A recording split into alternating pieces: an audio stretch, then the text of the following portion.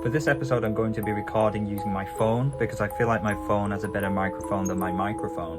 Go figure, this thing has a weird ringing noise in the background. As try as I might, I can't get rid of it, so... Right. This stage is another tutorial, this time for lifting and throwing. When I was preparing the slides for this episode, I caught myself making my first mistake, or perhaps I should say, this is the first mistake I noticed. I had made a slide for mochiagaru, but what they say in the game is mochiageru. Did you spot the difference? One little sound, there it is, ge or ga.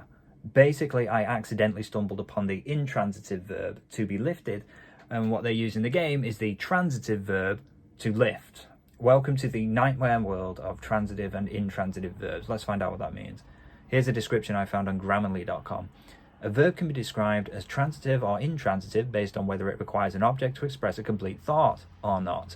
A transitive verb is one that only makes sense if it exerts its action on an object. An intransitive verb will make sense without one. Some verbs may be used both ways. What a completely useless, baffling description. I mean, well done. Put simply, transitive verbs require an object. To be honest, I hate this, and it doesn't help that I'm trying to understand transitive and intransitive verbs in English and just assuming they work the same way in Japanese.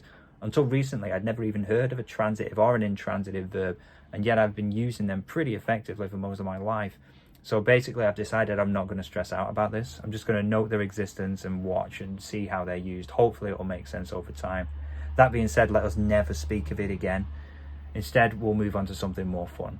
In the tutorial, Keroberos explains that we can also lift and throw allies.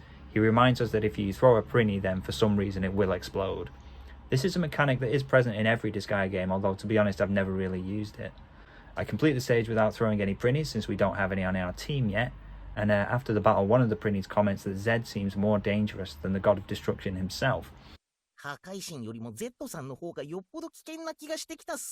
Keroberos remarks that although he may seem that way now, Zed was once a kind-hearted zombie. The Prinny finds this hard to believe. Keroberos assures the Prinny that it is the truth and that Zed's heart has been changed due to the countless violent battles he has endured.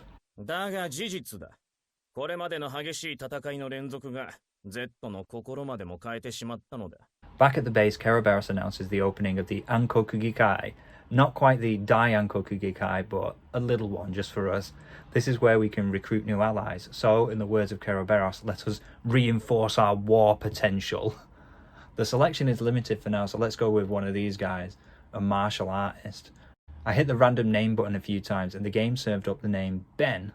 I once worked with a man called Ben. Astonishingly, his home had no internet access. Incidentally, Ben was the most cheerful person I've ever known, go figure.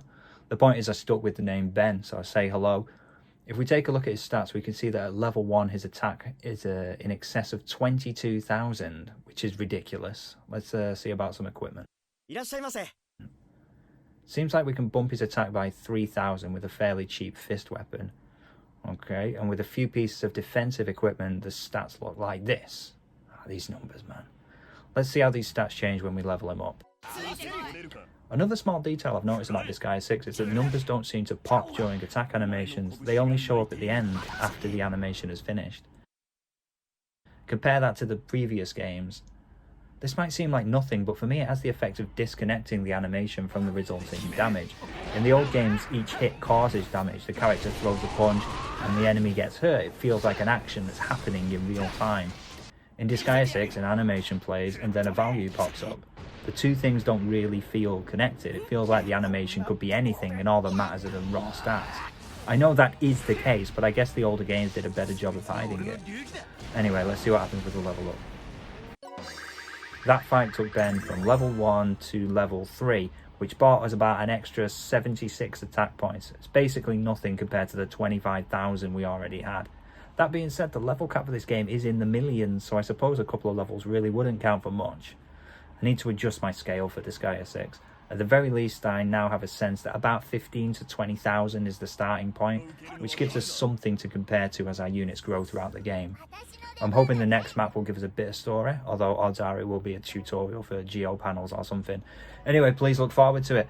Thanks for watching, and I'll see you next time.